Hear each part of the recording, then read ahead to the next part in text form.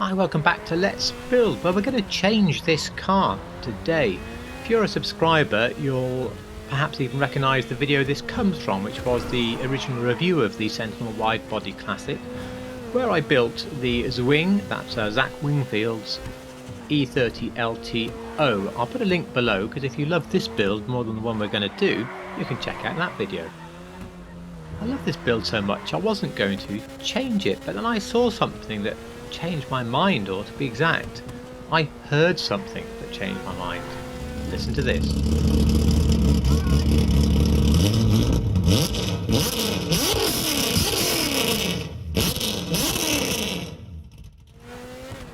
Well, that's what you get if you ask Rebellion Forge Racing to put a 6-litre LS3 V8 into your E30 BMW.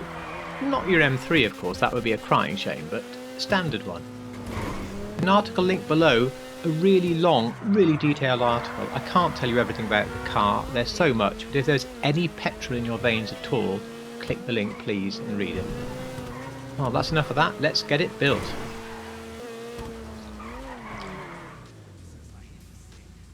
Okay, let's change my favourite build on this car and see if we can find a new favourite. Always take the armour to 100, brakes are up to you. They are maxed on this car. I think almost everything but the turbo is, because I love driving it. Now for the bumpers, I've been through them all, and in fact the stock bumper here is in fact the best looking bumper. It has the best profile through the painted part and not too bigger, but definitely a jutting out carbon type lip, so that's easy, stock front bumper. On the rear, we're really looking for a massive cutout here to lose the bulk of the bumper. We can't unfortunately get quite that amount of cutout, but again, having been through them all in advance, this attack bumper, even though it has the little tiny support rods, I think this looks the best. It is an absolutely massive diffuser with 2 exhaust pipes sticking out, and we can't really beat the attack bumper.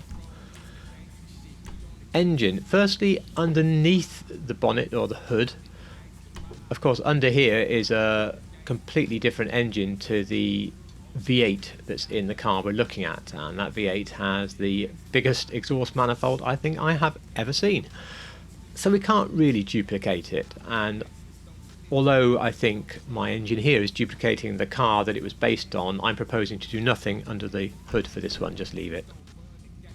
Of course, engine tunes you would always have at level 4.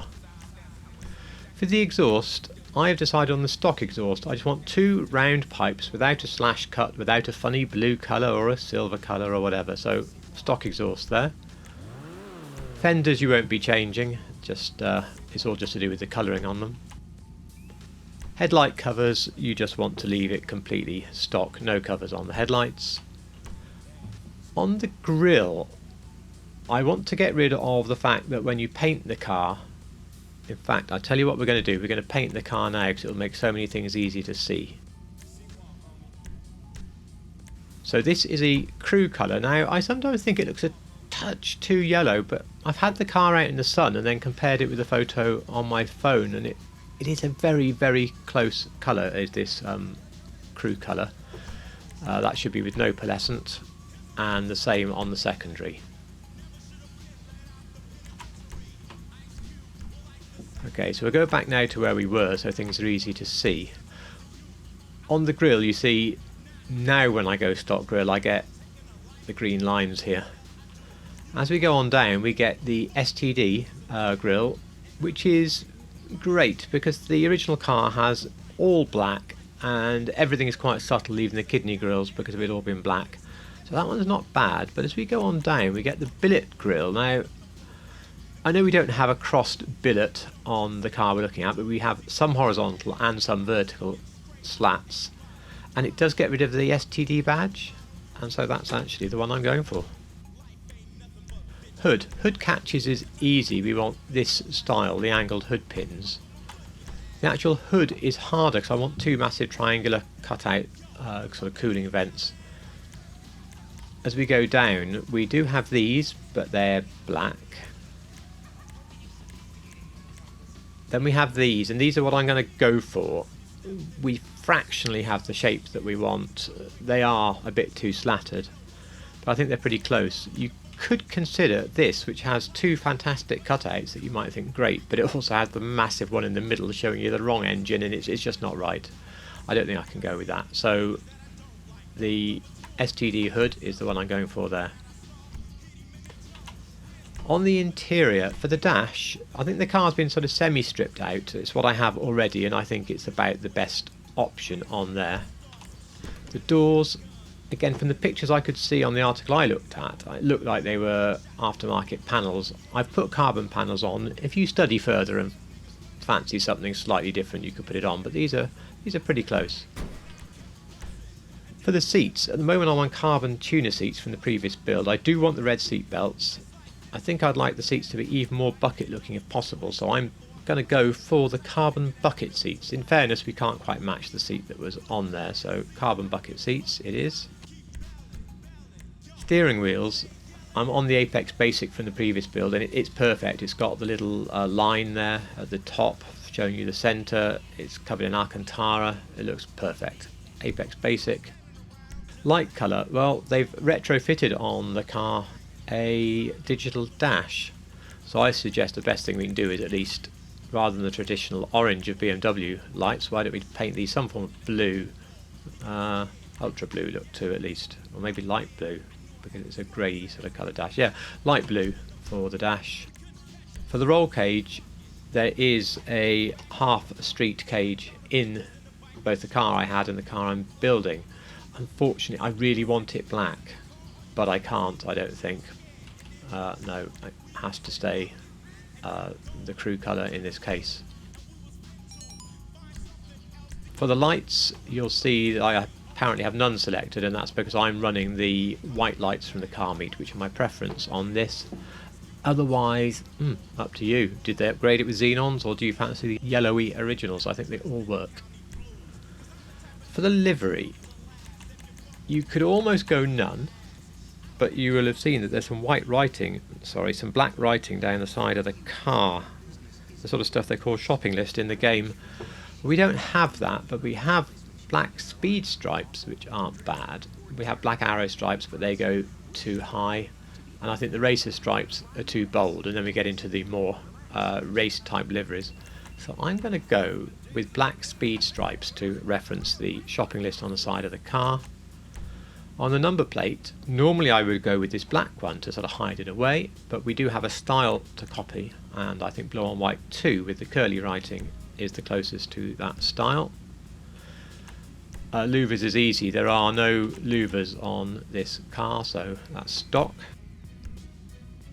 Respray, we've already done the primary and secondary crew.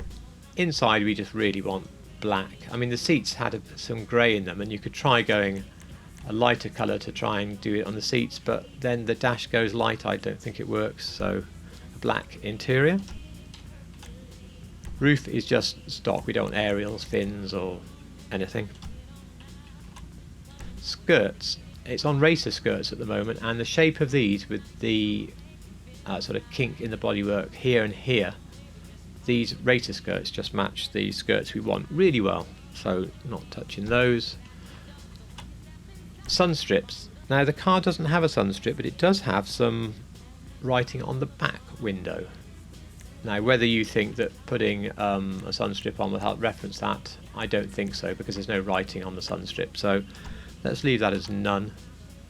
The spoiler is slightly frustrating because stock still gives you a spoiler, and this car unbelievably has no spoiler.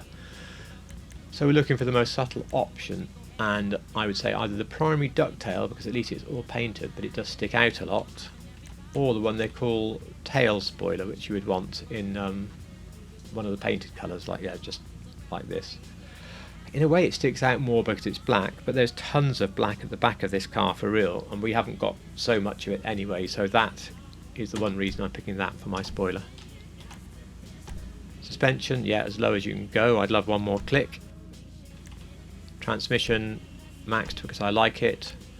Turbo, I have got it maxed because I enjoy driving the car, but you could argue it makes the odd turbo noise, so have a think about that one. Wheels, okay, I've already been through them all, you'll be so pleased to know, and the wheel we want is in the track category and it's called Blacktop Blender. Now, is it perfect? No, it's not perfect.